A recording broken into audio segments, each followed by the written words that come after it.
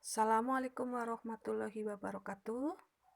Kita ketemu lagi dengan pelajaran bahasa Indonesia. Kali ini saya, Ibu Asih Wahyuti, akan membahas tentang jenis-jenis teks diskusi. Yang pertama, untuk jenis teks diskusi adalah seminar.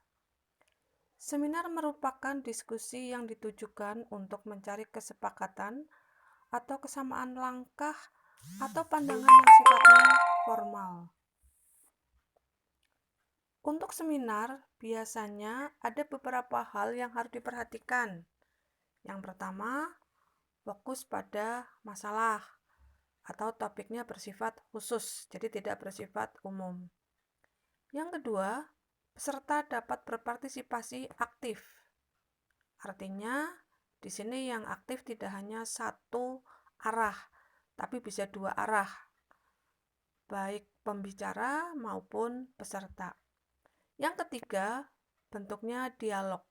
Dialog itu biasanya ada percakapan dua orang atau lebih. Yang keempat, presentasi bersifat formal. Berarti presentasi yang disampaikan sifatnya resmi. Kemudian yang nomor 5, kelebihannya pemikirannya bersifat logis atau masuk logika atau akal.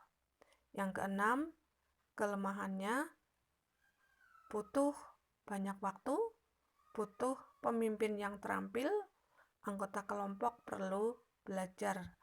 Nah, itu untuk seminar. Jadi ada beberapa hal yang berupa kelebihan, ada juga kelemahan. Kemudian untuk teks diskusi yang kedua adalah sarasehan.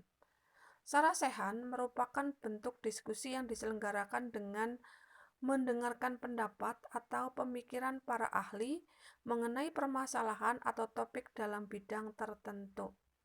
Nah, jadi di sini ada sebuah pembahasan, tetapi topiknya khusus pada suatu bidang. Jadi tidak kemana-mana, hanya satu bidang.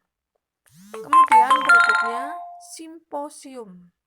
Simposium adalah sebuah diskusi yang berbentuk pertemuan antara ahli dengan peserta diskusi untuk memberikan pengarahan singkat sebelum dimulainya pelaksanaan kegiatan inti.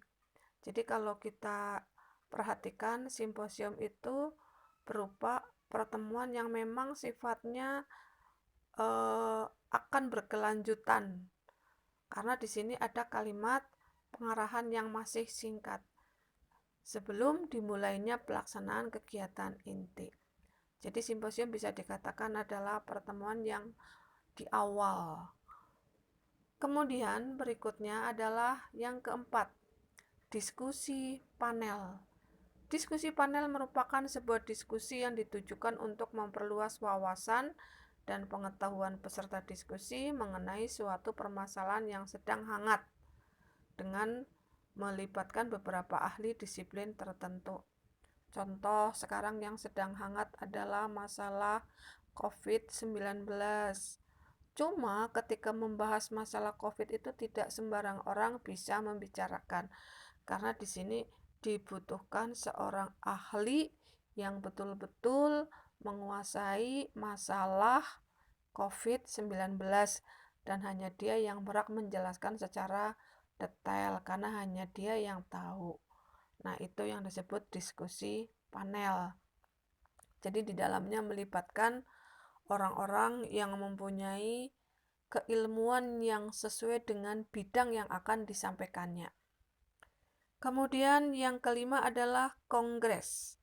Kongres merupakan pertemuan wakil-wakil dari suatu organisasi yang bertujuan untuk mendengarkan permasalahan bersama dan menyampaikan usulan-usulan dan pendapat yang dapat digunakan untuk memecahkan masalah tersebut. Nah, jadi kalau kongres itu ya pertemuan tapi hanya diwakili beberapa orang dari beberapa organisasi.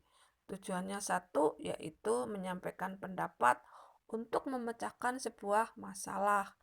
Contoh di Indonesia itu ada beberapa organisasi besar maupun kecil. Namun, ketika kongres tidak bisa semua anggota organisasi itu hadir. Jadi yang hadir dalam kongres biasanya diwakili oleh beberapa orang dari satu organisasi. Dan mereka berkumpul memang karena ada sebuah masalah. Dan permasalahan itu butuh beberapa pendapat untuk menyelesaikan masalah tersebut. Kemudian yang terakhir bukan yang terakhir, saya ulang, yang keenam, muktamar.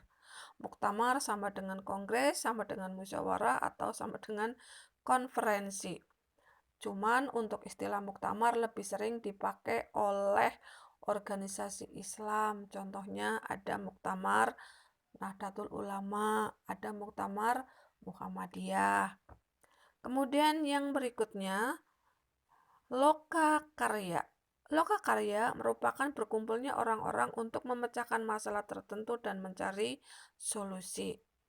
Nah, jadi kalau lokakarya ini sifatnya hanya perkumpulan. Jadi kalau perkumpulan berarti ada sebuah masalah yang dianggap oleh mereka penting, kemudian mereka berkumpul mencari solusi untuk menyelesaikan sebuah masalah. Hanya itu yang bisa saya sampaikan materi Bahasa Indonesia kali ini. Terima kasih untuk perhatiannya. Tetap jaga jarak, tetap ingat 3M, dan yang penting adalah tetap semangat. Kerjakan semua tugas yang diberikan oleh guru. Jangan sampai menunda, karena dengan menunda kalian akan rugi. Apalagi ini sudah kelas 9 semester 2. Terima kasih. Assalamualaikum warahmatullahi wabarakatuh.